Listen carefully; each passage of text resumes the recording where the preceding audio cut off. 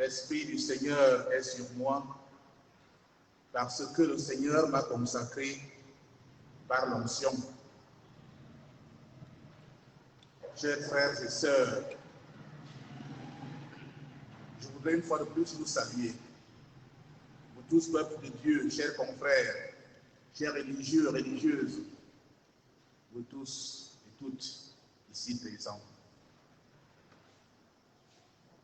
Cette parole de Dieu, c'est aujourd'hui qu'elle s'accomplit dans nos vies, dans notre communauté, dans notre Église. L'Esprit du Seigneur est sur moi, parce que le Seigneur m'a consacré par l'onction. Nous allons vivre deux moments importants au cours de cette célébration. Il y aura d'abord la rénovation des promesses sacerdotales. Et ensuite, nous vivrons la consécration du Saint-Crème avec la bénédiction des huiles. Par cette célébration, le Seigneur nous consacre nouvellement et nous renouvelle son esprit. Cet esprit que nous avons reçu lors de notre baptême et que nous les prêtres avons reçu de façon toute spéciale et particulière au cours de notre ordination sacerdotale. Que cette célébration soit donc pour chacun de nous un lieu de ressourcement, afin que nous ne soyons pas fondus dans la masse des routiniers, mais que nous puissions bénéficier d'un renouvellement authentique dans notre être chrétien, dans notre être prêtre et dans notre engagement missionnaire. La consécration du Saint-Crème et la bénédiction des huiles, cela s'enracine dans la Bible. L'huile joue un grand rôle dans la Bible. Signe extérieur de l'élection divine, l'huile s'accompagne de l'irruption de l'Esprit, cet esprit qui prend possession de l'élu. Voici l'élu, vite, donnez-lui l'onction. L'Esprit prend possession de cet élu. Et c'est pourquoi dans les sacrements chrétiens, porteurs de vie, un lien étroit existe entre l'onction d'huile et l'Esprit Saint. Dans le baptême, dans la confirmation, dans l'ordination des évêques et des prêtres, auprès des malades, la puissance et l'amour de l'Esprit sont communiqués aux disciples de Jésus en utilisant les huiles saintes. Ces huiles qui sont bénies ici ce jour. Répandues sur le sommet de la tête de celui qui vient d'être baptisé dans l'eau, il signifie que le chrétien est désormais pour toujours membre de Jésus-Christ, prêtre, prophète et roi. Dans la confirmation, le baptisé reçoit avec l'onction chrismale sur le front, il reçoit la marque de l'Esprit Saint qui lui est donnée. Et en dehors de ces deux usages fondamentaux, on use encore du Saint-Crème dans l'ordination de l'évêque, onction de la tête. Et dans l'ordination des prêtres, l'onction des mains. Ainsi que dans la dédicace des églises, les murs, l'autel. L'Esprit du Seigneur est sur moi, parce que le Seigneur m'a consacré par l'onction. Oui, nous sommes appelés à prendre conscience et à découvrir, ou mieux à redécouvrir que le Seigneur nous a consacrés par l'onction, qui nous a donné son Esprit Saint et par là a fait de nous des êtres particuliers pour le salut de notre peuple. Chers confrères, prêtres, en renouvelant nos promesses sacerdotales tout à l'heure, nous voulons en même temps rendre grâce à Dieu pour le don du sacerdoce. Sacerdoce du Christ qui offrit son sacrifice sur l'autel de la croix et en institua le mémorial de la dernière scène. Sacerdoce des ministres qu'il a appelés à continuer son œuvre, les évêques et les prêtres que nous sommes. Dans le champ de la triple Mounira, à savoir enseigner, sanctifier et gouverner. Cette messe est en fait prévue au matin du Jeudi Saint, comme pour souligner le rapport étroit qui existe entre le sacerdoce et l'Eucharistie. Dieu nous fait don de l'Eucharistie et du sacerdoce.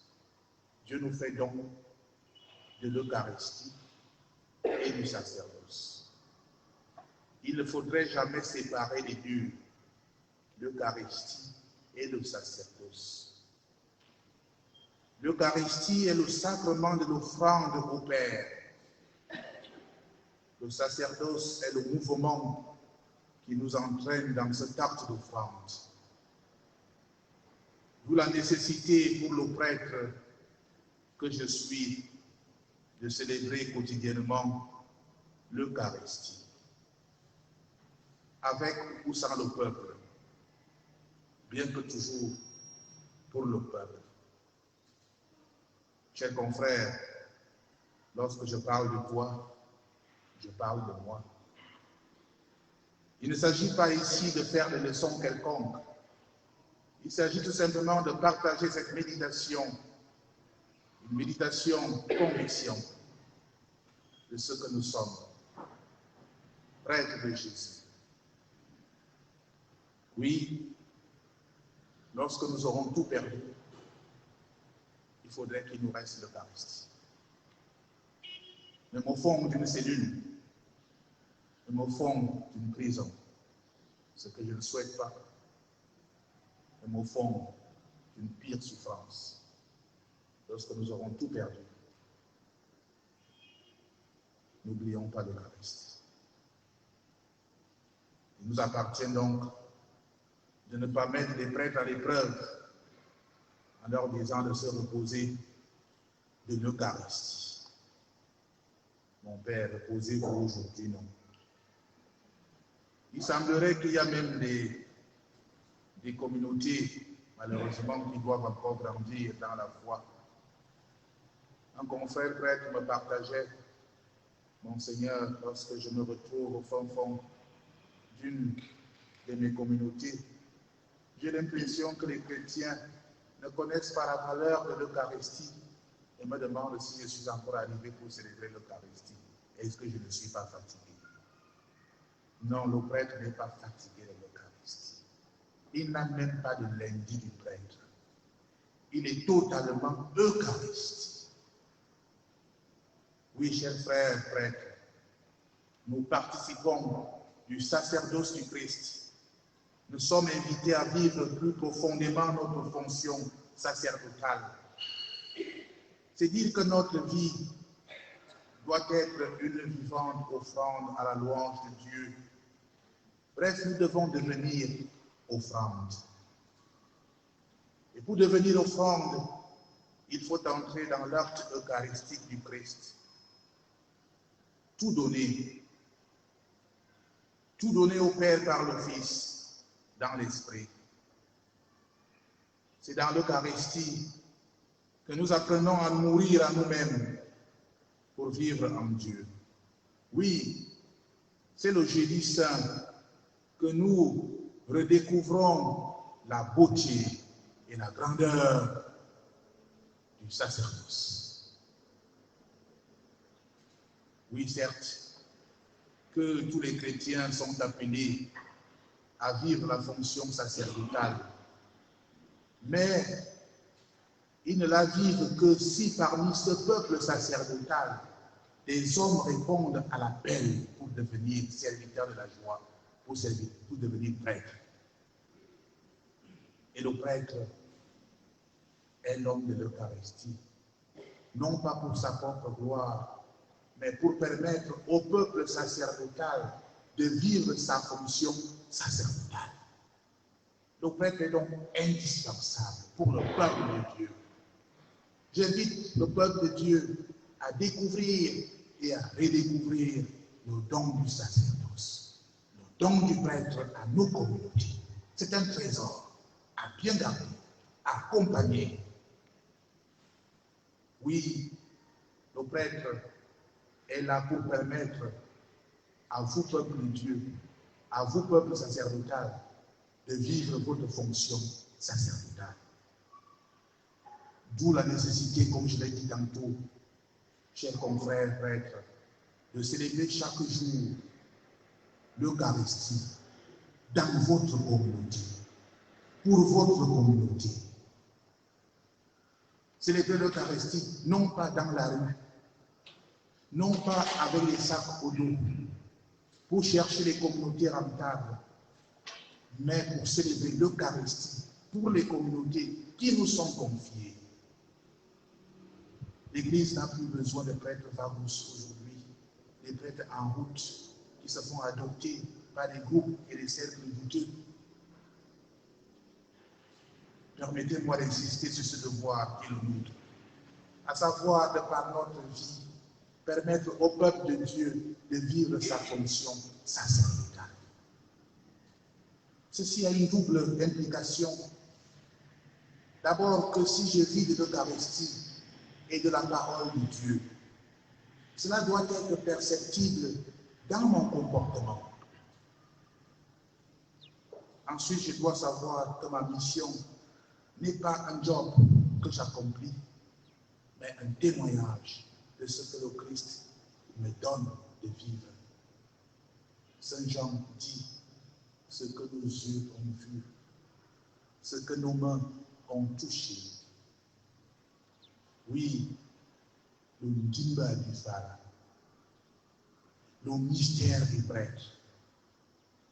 Redécouvrir et apprécier ce mystère du Pharaon, ce mystère du prêtre, ce Ndimba du prêtre. Le prêtre ne joue pas au sérieux, il est sérieux. Le prêtre ne joue pas au saint, il est saint. Et il doit l'être 24 heures sur 24. Et le comportement du prêtre doit donc édifier. Je dois toujours contrôler ce qui sort de ma bouche. Moi qui suis votre prêtre, moi qui suis votre évêque. Face à une personne, il faut que notre peuple aussi nous aide à être des prêtres. Je dois apprendre à regarder le prêtre, non pas avec les yeux de la chair et de l'homme, mais les yeux de la foi. Si je cherche un homme, je ne vais pas chez le prêtre. Une femme normale ne voit pas en le prêtre un homme. Le prêtre est un digne, le 6. Face à une personne du sexe opposé qui mérite respect et considération, mes paroles comme prêtre sont-elles toujours des paroles du pasteur ou alors celles d'un vulgaire coureur de jupon qui sort n'importe quoi de la bouche? C'est un contre-scandale si jamais ça n'existait pas, mais si jamais ça existait, ce serait un scandale. La parole du prêtre, la parole sacrée, consacrée. Oui, l'Esprit du Seigneur est sur moi parce que le Seigneur m'a consacré par la mission. Ensuite, face aux orientations que l'Église nous donne à travers la curie, diocésaine. Est-ce que vraiment, moi, prêtre, je suis celui qui accueille ces orientations pour édifier le peuple de Dieu? Est-ce que je ne suis pas parfois celui-là qui lamine et décourage les chrétiens parce que critiquant à longueur de journée toute initiative diocésaine? Le prêtre n'est pas celui qui détruit. La langue du prêtre n'est pas une langue venimeuse, c'est une langue qui bénit, c'est une langue qui dit du bien, une langue qui construit, qui édifie le peuple de Dieu. Oui, ma parole de prêtre l'est-elle encore vraiment? À chacun toujours de se poser la question. Lorsque j'ai parlé de renouvellement, cette messe du jeudi saint, cette messe chrismale prévue le jeudi saint au matin, mais qui est renvoyée pour les errants pastorales, est une messe, une occasion de renouvellement pour le peuple de Dieu et pour moi, prêtre, qui vous parle. Le conseil que je donne, comme prêtre, comme évêque, ce que je dis de mon confrère prêtre, ce que je dis de mon évêque, est-ce que cela construit ou bien détruit? Il faut que je sache, que je sois chrétien, que je sois prêtre, que ce n'est pas en détruisant l'autre que je me construis ou que je monte en grade. C'est plutôt en élevant l'autre que je me construis, que je m'en oublie.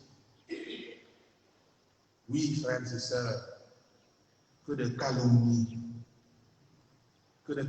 fabriquées par le prêtre contre les autres.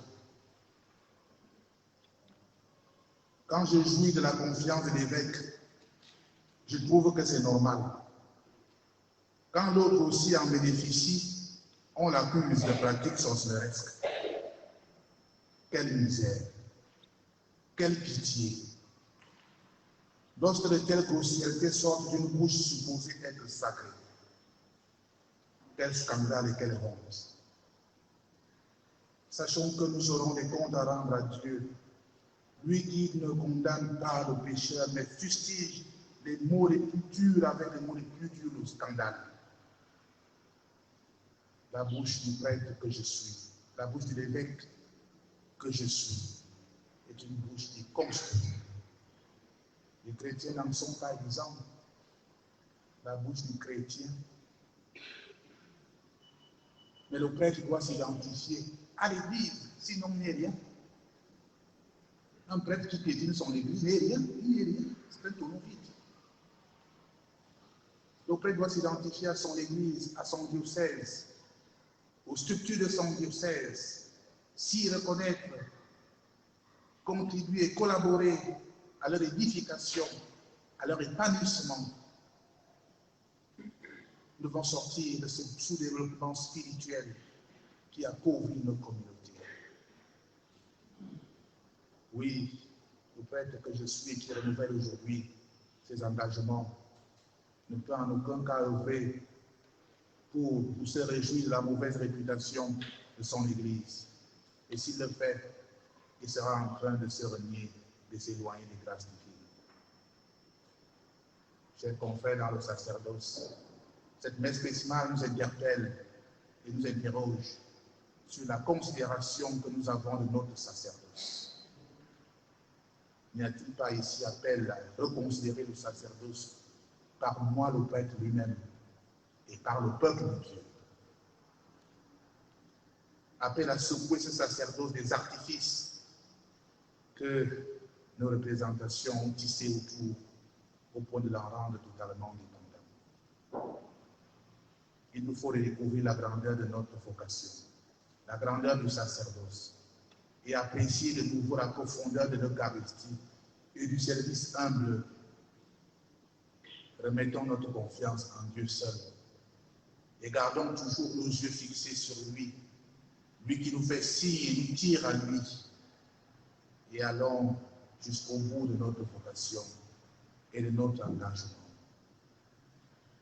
Que nous soyons reconnus ou pas, que nous ayons un poste clé ou pas, nous sommes prêts. Partout où nous sommes, partout où il y a un chrétien, le prêtre doit se réjouir d'être utile à ce chrétien. Il n'y a donc pas de communauté rentable, de communauté non rentable, de communauté riche, de communauté non riche.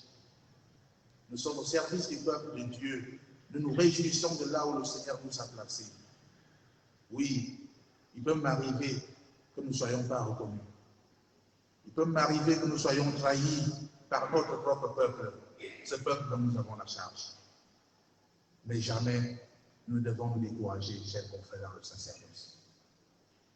Le disciple n'est pas plus grand que son maître.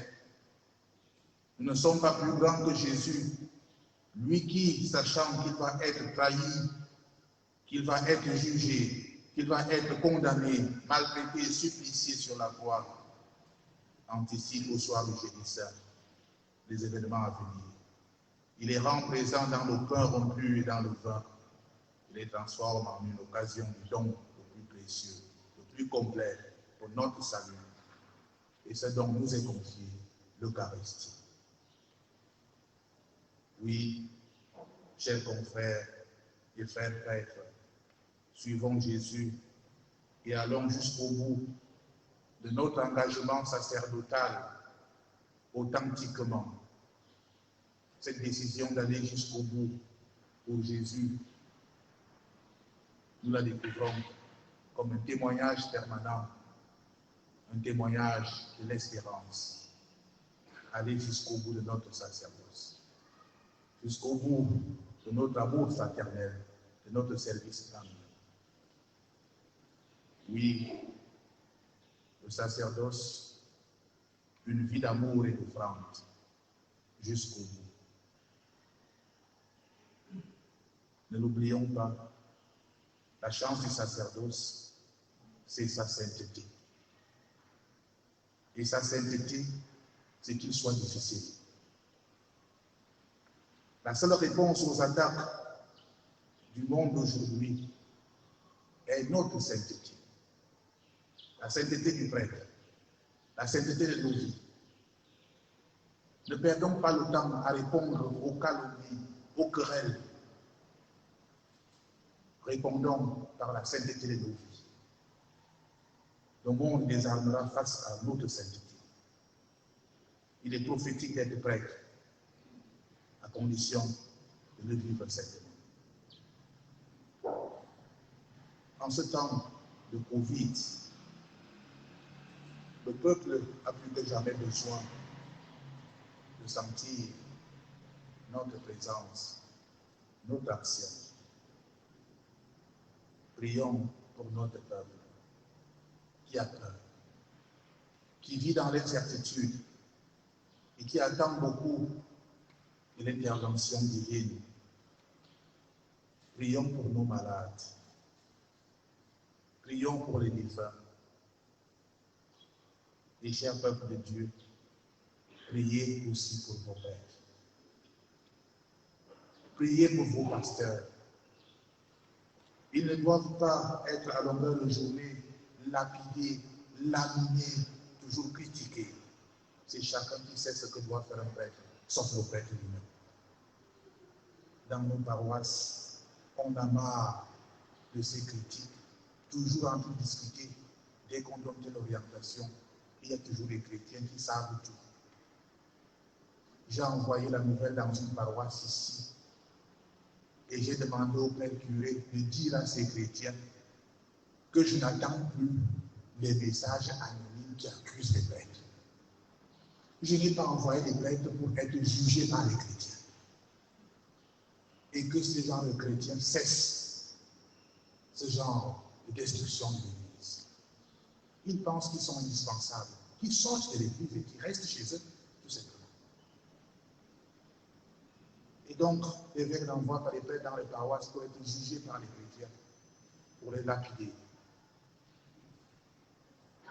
La chance est que chacun a le téléphone de l'évêque. Il peut envoyer des messages anonymes contre les prêtres. Je n'en veux plus, je n'en ai pas besoin. Si vous avez quelque chose à dire, allez rencontrer votre prêtre. Parlez avec lui, homme à homme, et non par la chute. C'est ça la vérité si nous sommes des chrétiens. Que que Marie nous aide à vivre le mystère de notre foi et de notre engagement à la suite du Christ. De façon authentique, que chacun de nous renouvelle constamment son oui au Seigneur. Car nous devons faire naître en nous, en nos frères et sœurs, au Verbe qui a fait demeure parmi nous. Voilà pourquoi je vous remercie une fois de plus, chère Écoute Maria, le rosaire et toutes les associations mariales, mais surtout l'Écoute Maria, pour votre prière toute la nuit, votre veillée, une prière constante. L'Église en a besoin. N'oubliez pas de prier pour votre Église. N'oubliez pas de prier pour nous, vos prêtres. N'oubliez pas de prier pour notre pays, que par l'intercession de la Vierge Marie, l'amour naisse et grandisse dans le cœur de chacun et de chacune de ses fils et de ses filles. Une fois de plus, bonne fête. Mbamba Bok.